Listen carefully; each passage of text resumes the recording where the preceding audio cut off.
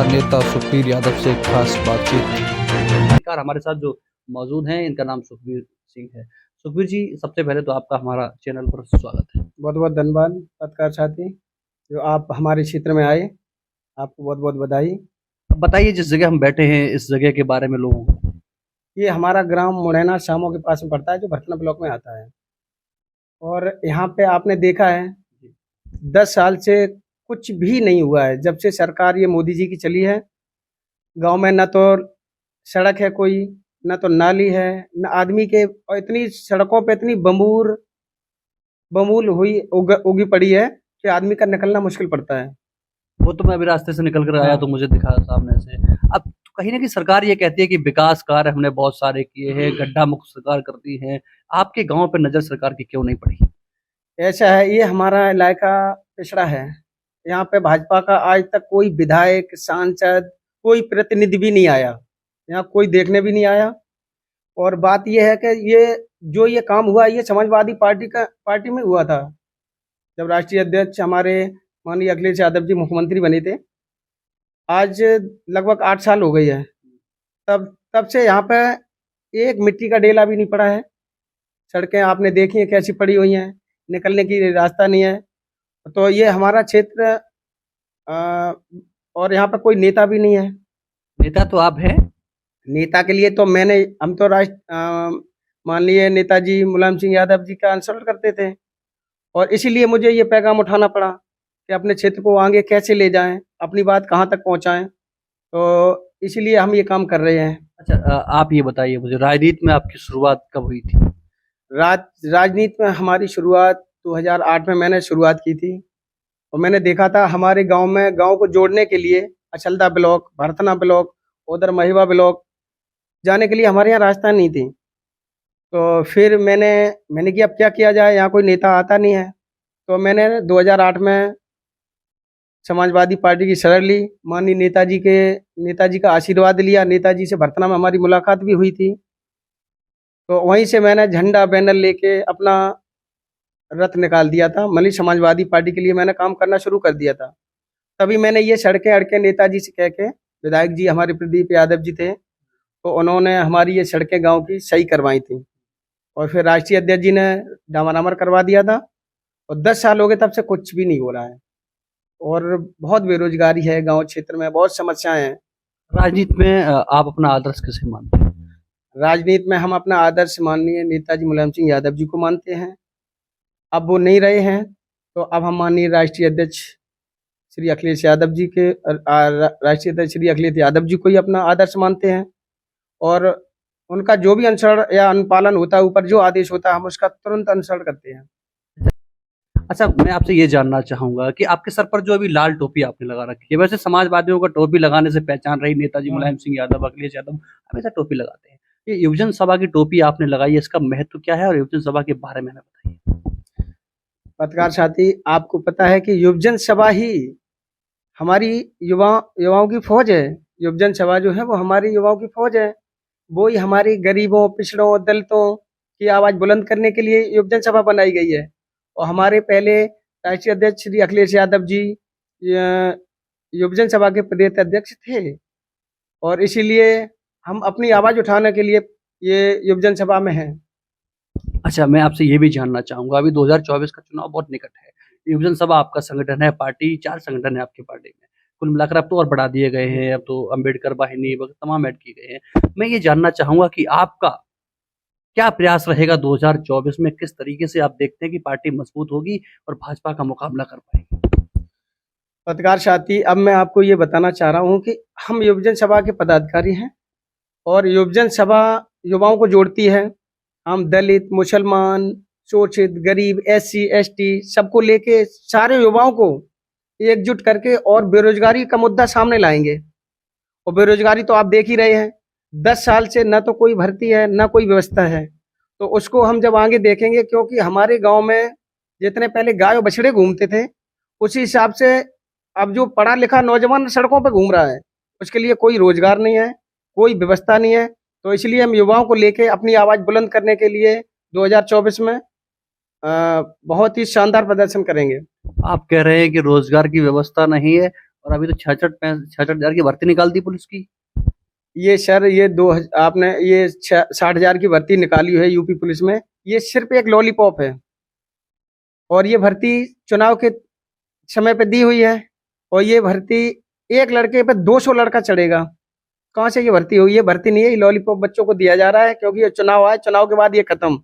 और सारा पैसा इसका जो इकट्ठा हुआ है वो भाजपा के अंदर में जाएगा, वो अपना खर्च करेंगे। अभी आप कह रहे किसान परेशान है, किसान कैसे परेशान है? किसान सम्मान निधि पा रहा है। किसान, अब आप गांव में तो देख ही रहे हो किसान किस लिए परेशान है। पहले किसान के लिए, पहले इन्होंने जवान को मारा, पहले इन्होंने किसान को मारा, फिर इन्होंने जवान की नौकरी कर दी 4 साल की। इसके बाद इन्होंने पहलवान को खत्म कर दिया। अब इसके बाद यातायात जो ड्राइवर चलाते थे गरीब गाड़ियां, अब इन्होंने ड्राइवर के ऊपर हमला बोल दिया। जब यातायात हमारा आने जाने की व्यवस्था सब खत्म हो जाएंगी तो देश की स्थिति आप देख लेंगे क्या हो जाएगी आगे। देश की स्थिति की बात करें, 4 किलो राशन 5 किलो मिल रहा है लोगों को, सब खुश है। ये राशन मिल रहा है। अभी दीपावली का त्योहार हुआ था तो इन्होंने गेहूं चावल और सब कुछ दिया था, तो फिर दीपावली पे इन्होंने केवल चावल दिए थे। तो चावल से कहीं दीपावली हो रही थी किसी की? उज्ज्वला गैस योजना के तहत सिलेंडर भी दिया भाजपा ने।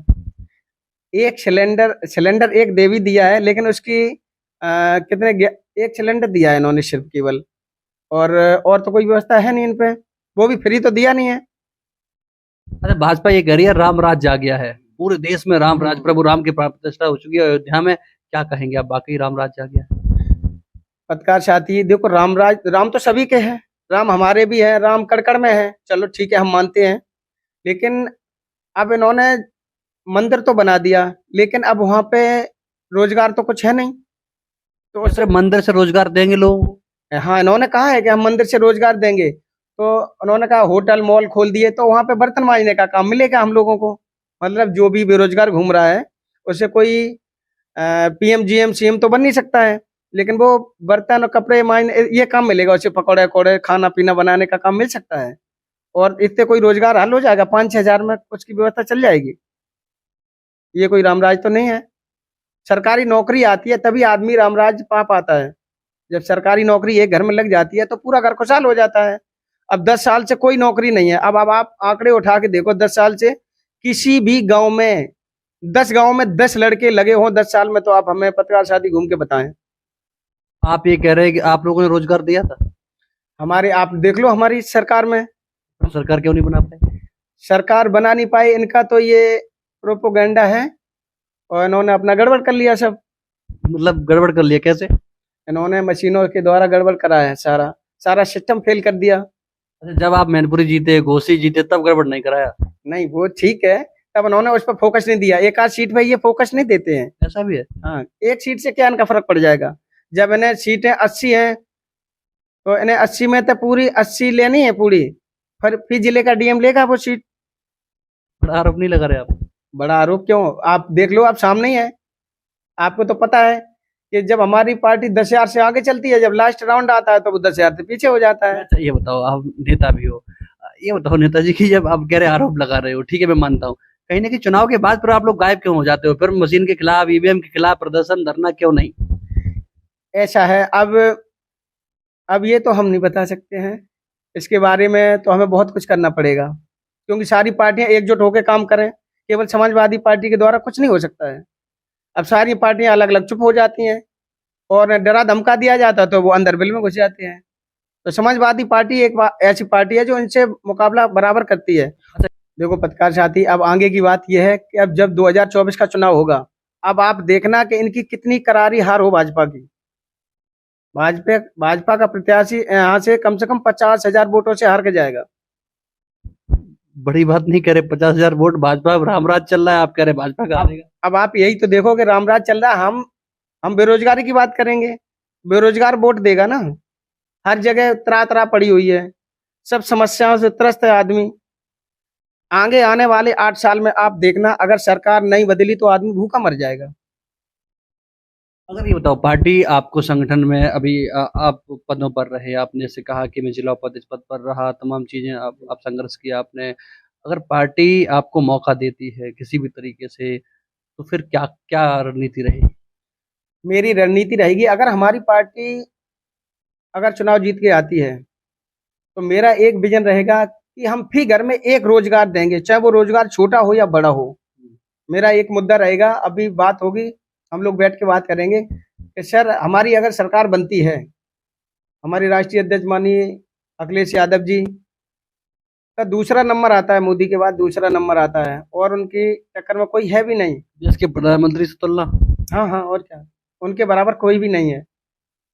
और अगर हमारी सरकार जैसे बनती है तो फी घर में हम एक रोजगार लगाएंगे, एक आदमी को सरकारी नौकरी देंगे। ये समाजवादी पार्टी का वादा है। फी घर को खुशहाल करेंगे। ये तो इनके बाद है। दूसरी बात यह है कि अब आपसे भी जानना चाहूंगा, गणतंत्र दिवस पर आप क्या बधाई शुभकामनाएं देना चाहते हैं अपने चाहने वालों को, इष्ट मित्रों को, देशवासियों को, प्रदेशवासियों को, अपने जनपद वासियों को? मैंने अपने समस्त क्षेत्र वासियों को गांव-गांव में जाकर, प्राइमरी स्कूलों में जाकर झंडारोहण किया और ग्रामीणों को जागरूक भी किया है कि हमारा ये गणतंत्र दिवस है। इस आज के दिन हम स्वतंत्र हुए थे, लेकिन अब हम फिर स्वतंत्र भी नहीं है, अब वो अलग बात है। और अब आगे की बात ये है कि ये तो सभी का त्योहार है, इसमें तो आज़ादी है सभी के लिए। और आप भी हर जगह से खबर दिखाते हैं पत्रकार साथी। चलिए, आपका हमें कीमती समय देने के लिए आपका भी बहुत बहुत धन्यवाद।